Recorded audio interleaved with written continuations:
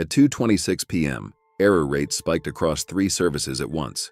Not gradually, not slowly, instantly. The checkout API started returning 500 errors. The user profile service showed serialization exceptions. Background workers processing orders began crashing in loops. Pager duty triggered for high error rate and pod restarts. Slack exploded. The first message I saw was from a front-end engineer. Did we just deploy something? I checked the deployment dashboard. Yes. A production deployment had completed 3 minutes earlier, but no one had approved a production release for that hour. We were running on AWS in US East 1, Kubernetes on EKS with around 140 pods across multiple namespaces. The architecture was microservice-based. A public-facing API gateway routed traffic to internal services. The primary database was PostgreSQL on RDS with Red replicas. Redis handled caching, Kafka handled async events. CI was built on GitHub Actions. Every merge to main triggered a build, image push to ECR, and Argo CD sync. We used a trunk-based workflow with protected branches and required reviews. Nothing unusual about our process. Monitoring was Prometheus and Grafana for metrics, Loki for logs, and Datadog for traces. We deployed multiple times a day. User impact was immediate. Checkout failures climbed above 40%. Profile edits returned validation errors. Grafana showed CPU increasing on certain services, but memory and nodes looked healthy. Network throughput was steady. The odd thing was that errors were not uniform. Some endpoints worked, others failed consistently. I opened logs for the checkout service. The error was a deserialization failure, a missing field in the order object. Then I checked the user profile service logs. Similar pattern. JSON payloads did not match the expected schema. This looked like a code-level incompatibility, not infrastructure. But the last commit was just a minor front-end tweak.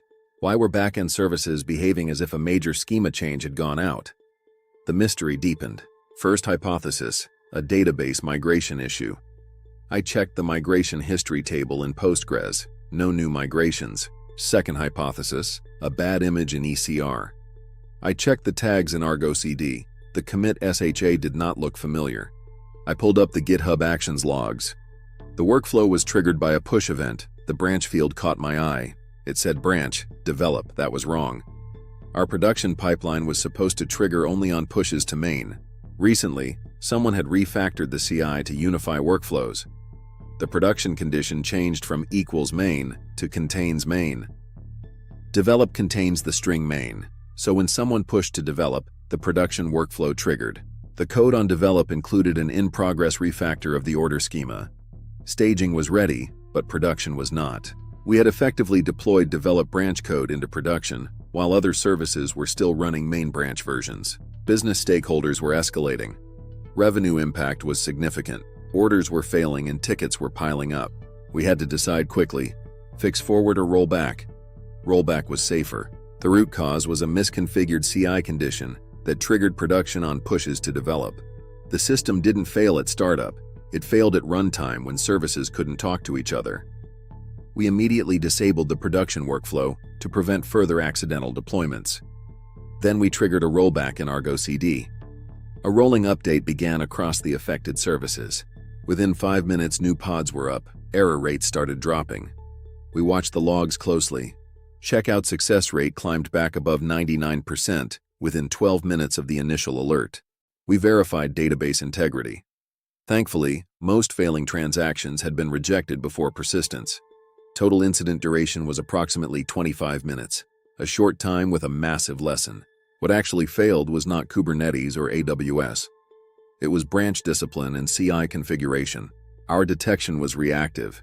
We only knew something was wrong after our customers felt it. Observability gaps included a lack of monitoring on deployment source branch. The anomaly wasn't obvious. Organizationally, the refactor was reviewed for function, but not for edge case pattern matching. Lesson 1. CI branch filters should use exact matches or explicit lists, never substring conditions. Lesson 2. Surface deployment metadata like branch and commit on dashboards to make anomalies visible instantly. Lesson 3. Enforce environment isolation strictly. Staging code should never be eligible for production without promotion. Lesson 4. consider manual approval gates for production to catch unintended triggers. Lesson 5. Schema changes require version coordination and backward compatibility until all services are updated. That afternoon reminded me that the most dangerous bug is not in the code, but in the automation that moves it.